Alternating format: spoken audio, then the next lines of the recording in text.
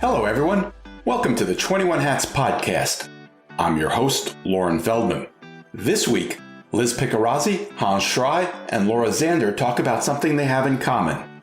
They all own and run their business with a partner who also happens to be a spouse, which suggests some interesting questions. Is someone in charge? How do they divvy up responsibilities? What do they talk about over dinner? What do they fight about? Do they fight in front of the employees? How do they make decisions?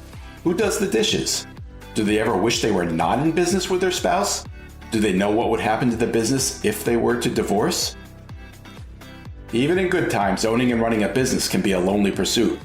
Our hope is that these weekly conversations will let owners know they are not alone in facing challenges.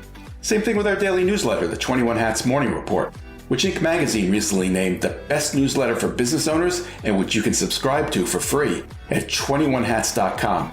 where you can also find transcripts of our podcast episodes and lots of other articles and interviews.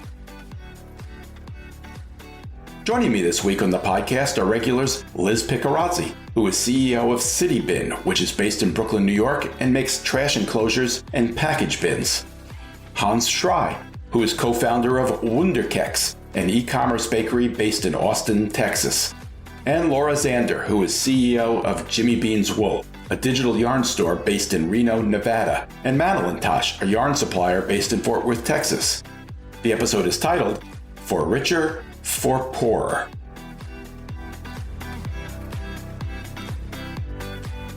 Welcome, Liz, Hans, and Laura. Maybe the best way to start would be if you could tell us kind of how you've structured your work relationship. Are you 50-50 partners? Do you have separate titles? How do you basically divide responsibilities? Liz, maybe we could start with you. Sure, absolutely. My husband, Frank, is my COO. And the delineation, to totally simplify it, is that he's an implementer and I'm the visionary, which is like a great place to be. So that is really how we structure it. Right now, he actually leads the whole team. Everyone reports to him and not to me. And so that's really enabled me to focus on growth and on more, partnerships and strategic projects. I can chat at some point in here about the kind of how it came to be, but that's how we structure right now. I think just the one point that I think you're alluding to is you did not start the business together with this arrangement, correct? Correct. I started the business 8 years before I hired him, which interestingly, people always assume that we started it together. They kind of have a hard time imagining that I started it and that I hired him, but that's a whole nother topic. But yeah, I started it and then he ended up joining in May of 2020 at the height of the pandemic. As many corporate people, he was laid off. And we needed to decide whether he was going to come and work for the business, which was very much struggling with probably like 90% reduction in revenue, awaiting PPP. We decided that was the time for him to join City Bin. And he did. And for me, part of the decision was that I was very weak in some of the areas that he was strong. And so for us, in a way, it was less about the income, which, yes, was important, and it more was about filling a lot of the gaps that could have hurt us if I didn't fill them. And are you 50-50 partners in the business? How does the ownership work? So I'm 100% owner, but because we're legally married, he's 50% owner. Understood. Wow. And does he, Liz, I keep hearing you say, I hired him and he reports to me. How is he with that? Do you say that to him, to his face?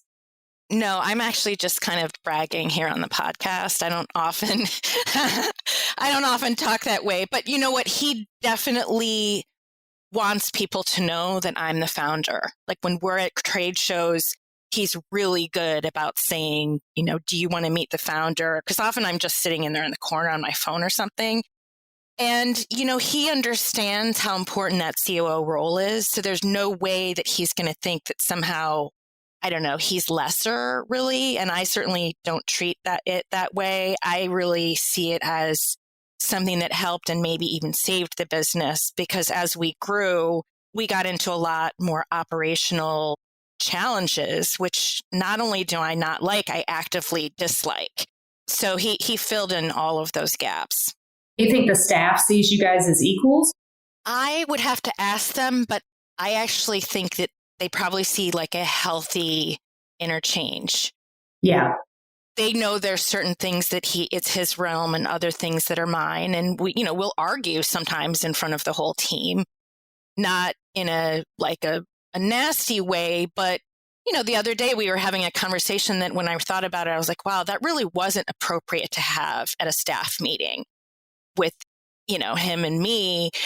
And I know at one point I said, you and I, we should probably discuss this offline. And he was like, no, we're going to discuss it right now. And that's something where to the team, we all kind of laugh about it. It is sort of fun, but I could see for some people, it could send some mixed signals. All right. I want to get back to that. Hans, why don't you tell us, how do you and Luis divide your roles? In our case, I started the business like many years ago in Guatemala, and Luis joined it because I couldn't really handle it anymore. But up until we decided to move to the US, it was really my business and he was helping me, and he had his own thing going on. He's a photographer. But when we moved to the US, basically we started over like, okay, we're partners 50-50 here, but it was kind of difficult to move away from the original dynamic. So it took us a while, and actually to this date, we go to couples counseling, which is great because it's like this space that you get, okay, that thing you said on Tuesday, I didn't like it, I want to discuss it, and you save it, you put a pin on it and save it until the next therapy session. And that's super helpful because then you can like let go of things. And the way we have it set up now is a lot of it has to do with each of our talents because we are very different people. And he is a people's person. I really am not. He's an extrovert and I'm an introvert. So I'm very comfortable like dealing with numbers and dealing with like the operational side of things. And he's great with people.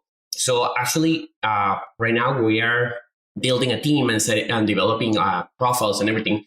And the way we set it up is that we have we split it between internal and external. So one is like outward focus and the other one is inward focus. I take care of the inward, and inward means product, everything that has to do with the operation of the e-commerce business, customer service, and outward is sales, partnerships, all of those things. Do you have separate titles?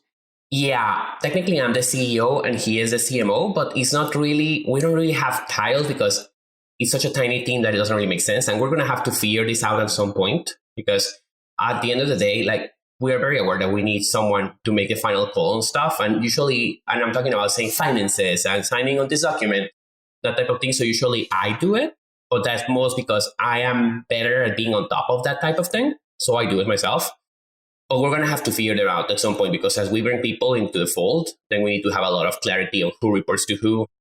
And we have made that mistake of like having not such a nice discussion in front of your staff, which is it takes so long to recover from those. It makes everyone so uncomfortable. So, and for ownership, because of our visa, I am legally required to own 51% of the company. So that's how we have it set up. Laura, how about you? You've talked about Doug's role in the company, but you did in fact start the business with him, correct? Yes, kind of. He still had another job, so I started it and opened the shop, but we've worked together since the very beginning. So he wasn't necessarily in the store doing anything. I mean, he came on full time and quit his day job, I think maybe 3 or 4 years into it. So the business was finally making enough money that we didn't need his income, after a few years. But from day one, I mean, he's worked on the website, and worked on the technical side, which is what he continues to do. And from day one, hindsight is 2020, of course, but from day one, he's also been like the strategic advisor. All big decisions we make together, and even small decisions we make together. So I tend to be more of, I guess, the face. I'm the one who goes to the trade. Like he's never been to a trade show. He's never met our vendors. I mean, very few of them. He has a team of 2, 1 or 2 people that he works with. He works mostly from home, whereas I kind of have a team of 70. But we talk about everything. we divide our finances. Like he manages the cash flow and paying the bills. He does the stuff that requires a responsible adult. But then I'm the one who manages the profit and loss and the financial statements and the budgeting. And I'm looking at, how much we're spending and what we're spending stuff on. And in some ways, he's really my mentor, so I go to him when I need, we talk about things when there are problems, or we need like somebody who's not in the day to day to give a perspective. So as far as titles are concerned, we're kind of like Hans. I guess technically I'm CEO and technically I own 51%. But honestly, we made those decisions back in 2011, to join that, Ernst & Young Winning Women. We changed it from a 50-50 to 51-49 so that we're a women-owned business. And then we made me CEO because I'm the one who's forward-facing. But we go through everything together, and we've always worked together. We met at work. So we've never even really had conversations about who does what. It just kind of happens organically. We've never really talked about it. We just kind of fall into those roles. All right. I want to take a quick break to hear from our sponsor. We'll be right back. I'm here with Rob Levin, co-founder of Work Better Now, which provides top remote talent from Latin America and the Caribbean. Rob, how do you know if your placements are working out? Man, I love this question. Lauren, I've been in the small business world for a long time, and I love to help business owners thrive. And many of my clients are friends, so it thrills me to no end when they say things like WBN assistants are among my top performers, or my assistant has given me 20 hours a week back to my schedule. Or best of all, when I hear an assistant who started out in one role and then has taken on much greater responsibilities. I'm guessing, though, there are occasionally times when the fit isn't quite right. What do you do then? Another great question. It doesn't happen often, but when it does, you got to remember that every client has a dedicated success manager who helps our clients with the best course of action, which sometimes means replacing the talent and doing so very quickly. What does using WBN cost? For $1,900 a month, you get a dedicated full-time Work Better Now assistant. You can have a matched assistant who is perfect for your needs within as little as 2 weeks, and there are no contracts. If any of the listeners mention 21 Hats when you have your free consult, you get $150 off your first 3 months, and that is for each assistant that you hire. Where can we learn more? Just visit workbetternow.com. Thanks, Rob. And we're back. I have a question, Laura. Sometimes when I talk to other entrepreneurs who work with their partners or spouses, I like to ask the question, what do you discuss over dinner?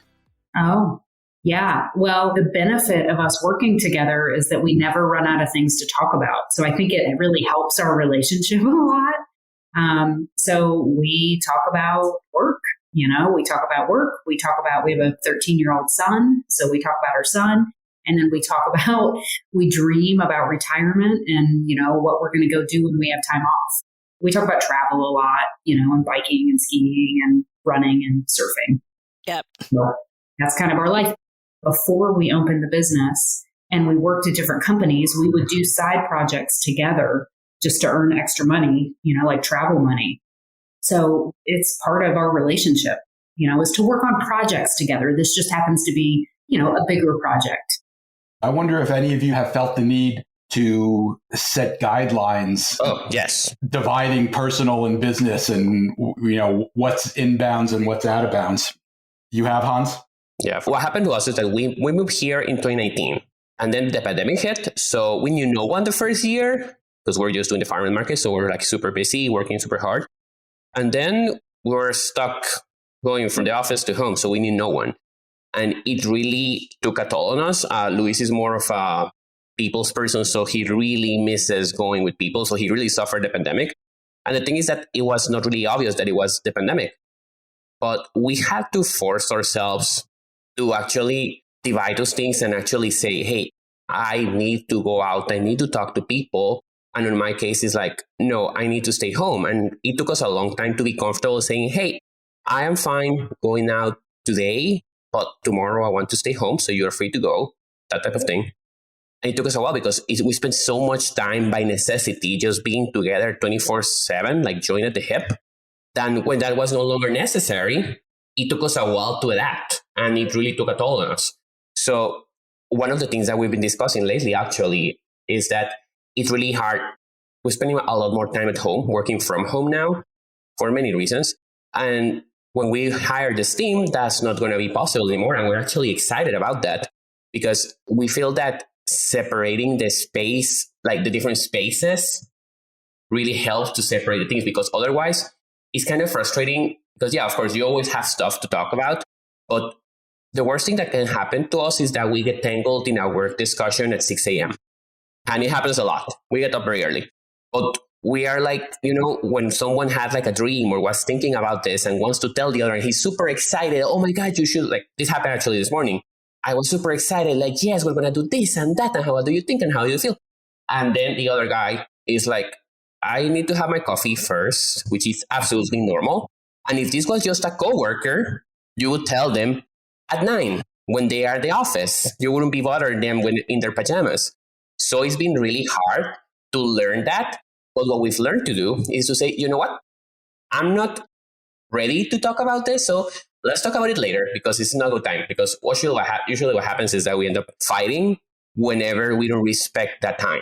And we usually, one is excited and the other one is like, I really don't want to hear about this. So we learn to say, really, this is not the time. I don't want to hear about this. And to say, like, you know what? No more work today. How about you, Liz? Do you set guidelines? So I would say one guideline, and it may be more of an informal one, is that we have a daughter who's 16. We usually talk to her and with her and about her day before we talk about anything else. And I know that there have been a lot of times in the past when we don't maybe even ask her about her day because we're talking about the business. So I think that was a really important shift. But we also do sometimes have fun talking about the business with her, especially in the last year, because there's been so much drama, like, with journalists and with different partners and city agencies. So it's almost like there's gossip that we do that she's a part of. Do you guys talk with her? Like, I have so much fun talking through profit and loss, and profitability with my son, and like really reinforcing, because, he's like, math doesn't matter. We're never going to need algebra. Like, why do I have to take this stuff? And I'm like, okay, so here's the deal. This is our productivity. And I give him, these word problems, right? I mean, it takes us, one dyer can dye 100 skeins per day. If we have 5 dyers and, blah, blah, blah, how long is it going to take us to do this? And if we're paying them this, then what's our profitability? And we go through this whole thing. And it's really kind of neat to be able to put to round out, I guess, like his school stuff. I mean, it's not like I get it put it on a whiteboard, but when we have, because I'm more comfortable in the financial world, but so when we have financial word problems to solve, it's fun to get his 2 cents on it too. And he's been so great, again, because he's objective and he's a kid, so he's just going to be honest. I can say, this employee is doing blah, blah, blah, and he'll be like, just fire her. Yeah. Or he'll be like, Mom, it sounds like you're being kind of a bitch, So I'm like, noted, I appreciate that. Like, that's really helpful. Do you guys do the same thing? We do. I have her engaged more in marketing things and, some of her skills with video editing that she's learned in school, but she hasn't applied really in the real world. She has been able to help us, and not only with marketing, for our Instagram and whatnot, but even videos that we send to the factory to help illustrate things that we want, that we found is a much better way than operating through text on Basecamp with our factory. So she's really brought to life some of the important evolutions of the product, especially over the summer. So we pay her to do that. She has been asking for more hours lately, which is great because we're kind of short-staffed. But, she's very involved in the business. She hears us talking about it a lot. And I think she sees the practical application of some of the things that she's learning in school. That's so cool. I love that. Really, really neat. So you guys brought up already the relationship between you and your spouse and the employees. And obviously that can be a tricky situation in that it can kind of put employees in a difficult position. For example, no one's going to want to run into your office and say, your husband's really driving me crazy. I'm wondering, has that situation presented itself? For me, it hasn't. I'm trying to, I can't think of a time, but Doug and I have we just have a very peaceful relationship. We don't argue, we don't fight. It's all him. Like I would fight, but he's not a fighter. And so he's taught me how to not fight, and how to not yell. We don't yell. And we have really clear lines of, I want to just kind of say respect of what each one brings. So we just naturally defer to each other. We don't even have to talk about it. Like if he feels really passionate about X, Y, and Z, then I'm going to defer to him in that area because that's what he feels passionate about. And vice versa, so we just let things slide on either way. And I think, at the end of the day, while I'm the face and I'm the one who's there, we all know that at the end of the day, he probably is smarter than I am. And he's definitely more mature. And so I'm always going to kind of defer to him, even though I'm the one who's technically in charge. But I'm sure that varies by topic. I mean, there must be aspects of running a yarn business as opposed to handling the technology underlying the yarn business that you're more familiar with than he is. Absolutely. And that's where it kind of comes into, and this is going to sound like I have like daddy issues or something, but he's just a really great mentor.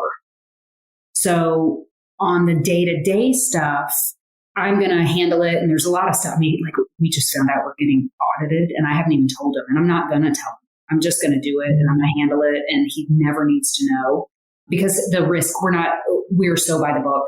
Everything's going to be fine. Worst case scenario. I mean, it's just going to take up a lot of time and there's no need for him to know about that. And we're being audited by the state of Nevada for like sales and use tax and blah, blah, blah. So there are areas where I feel very confident and I don't even need his input. But there are areas where it's not that he is necessarily smarter, I guess, but he's a great mentor. It's like talking to Jay, or talking to one of you guys where you're not in it day to day, but I can go to you and say, what do I do about this? I don't know how to handle this. Like, what would a responsible adult do? And then I take his input and usually we'll go with kind of what he says because he has better judgment than I do. And I guess that's what it comes down to is he's got really, really good judgment. And, he's one of those people that when he meets people, he can tell if they're a good person or a bad person kind of right away. He's got a good read, whereas I don't. And maybe part of it is just in our areas, we know our shit. And and we want to stay married. I mean, that was kind of a decision that I made maybe 10 years ago. It was about 10 years ago when we were kind of on different trajectories and I really wanted to grow. And, I had all these big, huge, wild dreams. Lauren, you remember. Yep. And Doug's like, I don't want to take outside money. I don't want to report to anybody else. I don't want you on the road. Not that like he's in control of me, but he's like, I don't think that we will enjoy it and you will enjoy, going from franchise store to franchise store and, blah, blah, blah. And so there was a little bit of tension and a frustration like on my part because I'm like, why are you holding me back? Like, why don't you just want these big, huge dreams the way I do? And at some point about 10 years ago, I was like, you know what? I can make a decision. Either I can stay married and have a nice, peaceful relationship and a healthy business that grows a healthy amount. And if you want to call it a lifestyle family business, call it a lifestyle family business. Or I can go for broke and I can try to be the next dry bar. But realistically, I'm going to end up being probably divorced, seeing my kid once every other week. And I'm going to be working 90 hours a week. And that was a conscious decision that our marriage and our relationship comes first, even if that means that the business is going to be smaller than somebody else's. Yeah, we had the exact same conversation. At some point, if decisions need to be made, like that is the decision that is to be made. And actually, what we just did it again. Like we said, okay, we need to put ourselves first and to say we're going to rest a bit and gather our own thoughts and be comfortable again because it's been a rough ride for a while. Even if it means slow it down. And actually, we're slowing down significantly. for a couple months. There's a few opportunities that introduced themselves in the past couple of weeks that actually were it was like in a silver platter, like say, hey, there's this opportunity, but it means you have to slow down and wait a little bit. And we're like, okay, we'll take it. We'll slow down. So we're going to have 3 months that are like slower and mellower. And that helps. We've been like very burnt out lately, so that doesn't help. But we made a pact to be very respectful of how each other feels about keep doing the business. Because in our case particularly, we don't have kids. We're not going to have kids. And this is kind of our legacy. And the whole safe spaces thing is definitely our legacy. So we just want to make sure that we're giving it everything that we have and that we're not just doing it and going through the motions. So if at some point one of us feels like that, either one is free to say, you know what, I give you a year and after that, I'm out. And we had to be comfortable with that. If you're the party who says, I'm out, be comfortable with the other party not wanting to. I don't really see that happening, that only one of us remains, but that is in the rule book right now. Liz, you've talked a little bit about the different ways that you and Frank see the business. So, I mean, I have mostly a very glowing report for Frank. If I was like his boss in a corporate setting, he'd have a really good performance review. But there are a couple of areas where we persistently have tension. The first one is really about like short-term versus long-term thinking. And a current example of that, I'm the long-term thinker. He's the short-term thinker. We're looking to move all of our operations from 3 places into 1. And, it's a big 5-year real estate decision on a lease. And he pulls together kind of the analysis of the space that we should get. And I realize that it just occupies our current inventory and not anymore. So I said, well, what's your growth factor you applied to this? And he said, none. I'm like, well, short-term thinking is that this is the size of our warehouse. What's going to happen if we double next year? We can be having this conversation again about moving. That's what I'm trying to avoid. So he's definitely very conservative. He, with any sort of investment, he thinks about what's in the bank versus what cash is coming in. As the entrepreneur, I know the cash coming in will run the business as it comes in. And he's going to say, well, we can't invest in this because we don't have the money in our bank account right now. I would say the other area where we have persistent issues is kind of on our product assortment. So we're very known for our trash enclosures, but we also do package lockers and sheds and planters. And over the last few years, I've worked very hard to position City Bin as a premium outdoor storage brand and not as that trash enclosure business. And so, but the truth is that the margin on our package lockers is much less than our trash enclosures. And he's going to be really focused on that margin because he's like putting our efforts toward that thing that sells the best by far, which for us is the trash enclosure. But what I'll say is that if we're ever to be acquired, an acquirer is going to be impressed that we are a portfolio of outdoor products, multiple products, not that we're just a trash enclosure company. So I've got that long-term vision. He's got the short-term, let's just focus on what sells. And like there's one product, one of our package lockers that doesn't sell very well, and he will do anything to get rid of them. He's going to probably fire sell them, and he never wants us to make them again.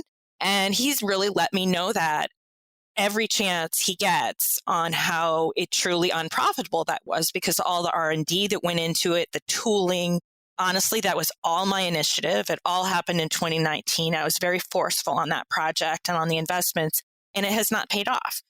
And so he'll bring that up to me. It's not like a nasty, like we don't really fight like that, but he definitely has some good examples of my weaknesses and where my vision sometimes doesn't go so well.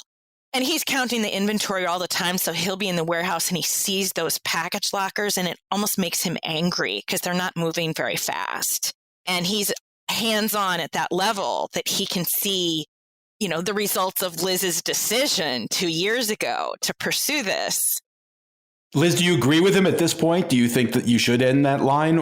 I mean, the holidays are coming up. So for package lockers, that's our biggest season. So I'm hoping that we do really well and I'll have the evidence to support my desire to keep the package locker. But we have 2 of them and one of them sells much less. that might be one that we decommission, or maybe do like a special order once a year for people that want it, that they just are going to have to wait. That's a special order because we've already done the tooling on that. So it's like a lot of the upfront investment has already been made. It sounds like your differences could be a really healthy tension in a business, having people come at issues from different perspectives. Is that the way you see it? I do.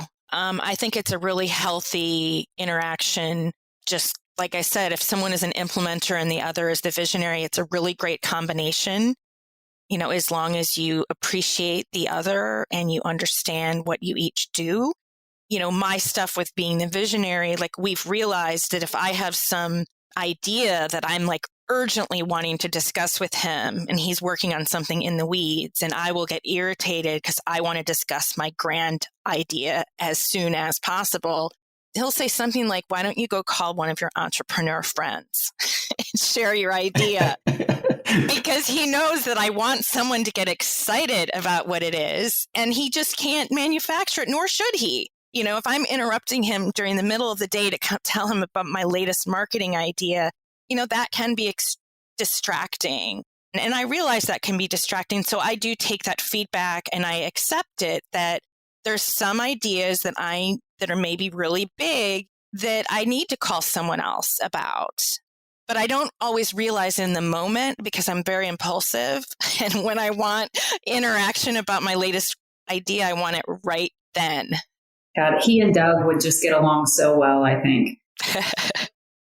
And do you do this in like your personal life as well? Like, I'm like, you know what? I think we should move to New Zealand, or let's move here, or let's do this, or let's do that. And like, we'll be somewhere and we'll be talking with people that we don't know very well. And they'll come up to Doug and they'll be like, so when are you guys moving to New Zealand? And Doug just laughs. And he's like, you just have to ignore like 98% of what she says, you know, and, you know, because apparently I say it really convincingly. And I'm like super passionate about it in that moment. So he's just gotten really, really good at just basically pretending like he's listening and, you know, smiling and yeah, that sounds awesome. You know, and then he knows I'll forget about it by the next day, for the most part. Yeah. He's really good at not being a buzzkill. Do you know what I mean? Well, right. And he may know that if he does engage with you, that if he's not as enthusiastic as you might want him to be, then he's going to be irritated. A buzzkill. Yeah. So it's better just to not engage, because smile and nod. He knows that if he engages, you're going to engage him back. And next thing you know, you're talking for a couple of hours about Laura's latest idea. Exactly. Yeah. It's interesting. I'd be interested, like, who does the laundry in your house, you know, and who does the dishes, and how do you guys divide up? He does both. Yeah. See, Doug does all of that stuff too. Wow. And he's a better parent than I am. And I'm the one who travels, you know, he's the steady force. So really, really interesting. It sounds like we have very similar kind of dynamics going on. Yeah. Liz, does this ever translate into an issue with employees where they feel they're being pulled in different directions by you and by Frank? Not by Frank, but by me, for sure. And how big an issue is that, and how do you resolve it?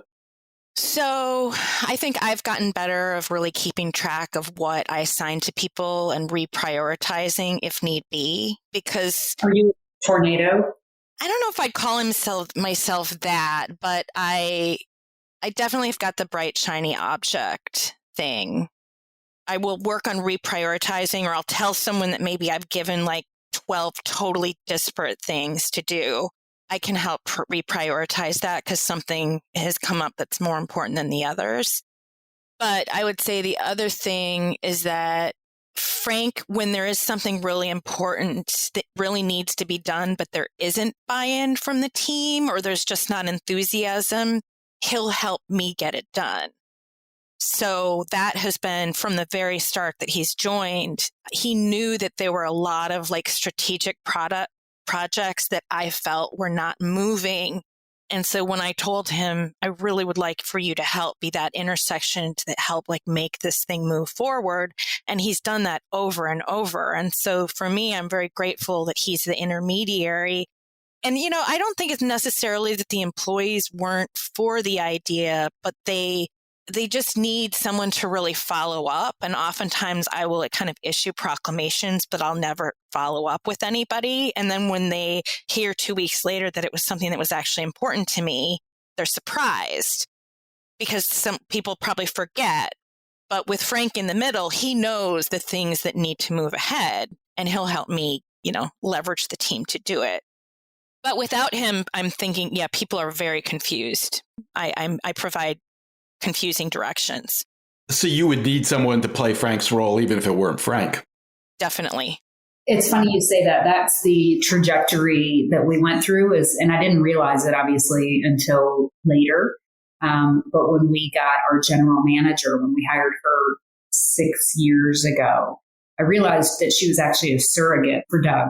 I didn't realize it at the time, but Doug really played kind of that number 2 role and the one that would make sure that I was less confusing or, that we had the priorities going on and that, he's the one that he and I would talk through all these projects and blah, blah, blah. And then actually, long story, but when we brought on Shannon, who has now filled that role, Doug was able to he had stepped back because we had a kid. And so he became, the parent. But I didn't realize how important that role is, that you have that translator, if you will, like somebody who can translate all of these crazy big ideas and, disparate priorities, into something that the masses can understand and digest and doesn't drive them crazy. So anyway, we had the same thing. What a huge role that is. It's so important. It occurs to me that just being married is a challenge. I know in my marriage, I think it's been a healthy thing that my wife and I have both been able to go off and do our jobs on a regular basis separately. And, when there's been tension, it's served as, a way of clearing our heads and we come back and things that looked, dire don't look so dire after 8 hours doing something else. Oh my God, mine's the reverse. I'm like, if we didn't work together, what would we talk about? I mean, we have, this shared life goal, but we do everything together. We had worked out together. We exercised together. We ski together, it's one of those sick relationships where we're just together, For me, it would be so sad if we had different jobs and worked for different places. And then he's got this whole life I don't even really know about. He's got all these coworkers I don't know. And like I said, even when we did work at different places, we came together on separate projects so that we could kind of work together. How about you, Hans? Do you ever feel like having that separation would be helpful and healthy? Yeah, but it's one of those situations where the grass is always greener on the other side, I think. Sure. For us, what really helped is because we built the business, and then with building the business came the purpose of the business. And that is something that we both have absolute buy-in into. That is something that we're absolutely passionate about, as opposed to the cookies, which frankly, it's a love-hate relationship sometimes, as it is with any product. The idea of building safe spaces has become our personal mission for the two of us as a couple, as an entity. And the way we see it is that, we're not going to have the kids. So that's our legacy. Where we are is that those are two separate things. And one is there to serve the other. So where we are is that no matter what the business is, no matter if we choose to do something else with the business, this other mission that we set ourselves to accomplish as people, as immigrants, as gay men, that is our legacy. That is our life project. The cookie company is incidental to that. How about you, Liz? Do you ever think it would be easier if you had more separation and you had someone else playing the role that Frank is playing? Well, it's actually a funny question because we're doing a renovation on our house. We're kind of transforming it from a 2-family to a 1-family. And during the renovation, me, Frank, and Lydia have all been sleeping in the same room. So not only are we living in the same house, but we're literally sleeping in the same room every night since July. And, it was really difficult at first to adjust to that. But I have to say, kind of are enjoying spending more time together, and especially with our daughter, because she's at the age where she would just sit in her room alone, on her phone for hours and hours. And now, poor her, she's kind of forced to hang out with us all the time. So in terms of our physical separation right now, I've been surprised that we've been okay with this cramped quarters. But I would say in terms of just other types of separation, not just physical, we each have our own hobbies. So I'm really into like DIY home projects. He doesn't care at all about it. So this renovation for me has been like, I'm really enjoying picking out tile and choosing doors and all these things that he has no interest in. And that's fine. He defers to me on that. But he's a musician. And so then his time outside of the household and outside of work and parenting is composing and performing music. And so we know that because we have our own hobbies, it not only strengthens our marriage, but it also strengthens our work relationship because we have a strong marriage. And I know that's like very difficult to achieve, but I think we're kind of uniquely like we just click. We click. We don't always get along, but our life works really well. But I don't think it would be if we didn't each have our own hobbies. It's kind of conventional wisdom that any business partnership should have an agreement at the beginning that stipulates what would happen if the partnership ends. Now, I know none of you will ever need this, but I'm wondering if each of you has that kind of agreement with your spouses. In other words, do you know what would happen to the business if your marriage relationship ended for whatever reason? We've talked about it, and is where we are is we could probably keep it going even if the other one was to disappear. It's a very frank conversation that we had to have, not a great moment in the relationship. Of course, in our case, a lot of it has to do with our ability to stay in the country. So it's not just like, oh, I'm going to find a job. But still, something that we are, I guess, if push came to shove, we're prepared to do. How about you, Laura? Yeah, we don't have anything like written down, but in the dreams that I have, my abandonment dreams, which happen when I travel a lot, I get the business, I get the dogs. Doug will have full custody of Huck. We've got it all split out. Realistically, I would probably run the business because I'm the one who's on the ground more often. And Doug has no deep desire to work forever. And apparently I'm more wired to work forever. And I have more support than he does on the business side of it. So I'm assuming that that's what would happen. How about you, Liz? So we've never discussed it. I can say, though, that I think our marriage has improved since he joined the business. So I guess it feels like the conversation is less applicable now than it would have been a couple of years ago when our marriage wasn't as strong. But I guess I just figured that if something happened with the marriage, that we would just split the business 50-50 in terms of ownership and then see whether or not we could still work together. And I kind of feel like we could, but it's not something I have really thought about. But if I do, I feel like it would probably be somewhat simple because I think we would just understand it's 50-50 and then we'll figure something out with whether the company continues and who's in leadership. Like, I don't know, I feel like maybe it's not that difficult to figure out. I would say if you look at the things that attracted you to your partner, like in Frank's case, he is very intelligent. He's very fun. He's fun to be around. So that's kind of on the personal side what attracted me to him. When I see him being smart and funny in the workplace, this is cheesy, but it kind of rekindles the original love because I see people see him as smart and funny. And I don't know, sometimes you don't always see your spouse in the way that you originally came to know them. And so that I've found that I really admire him in the workplace. And it brings me back to when I first met him, like really what I thought.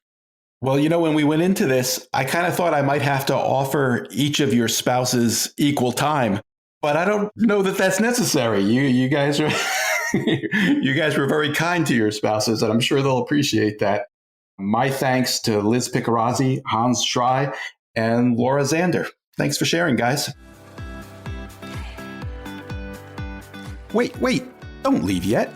If you have a question or a comment that you'd like the 21 Hats owners to address, send it to me by replying to your morning report or by email at lauren@21hats.com. That's LOREN @21hats.com. Do it now before you forget. And don't be afraid to tell Jay what you really think. He can take it. And if you got something out of this conversation, help us reach more business owners. Tell a friend. Subscribe and review us wherever you get your podcasts. Follow us on Twitter. Subscribe to the Morning Report at 21hats.com. This episode was produced by Jess Thuberon, founder of Blank Word Productions. Okay, now you can leave. Thanks for listening, everyone.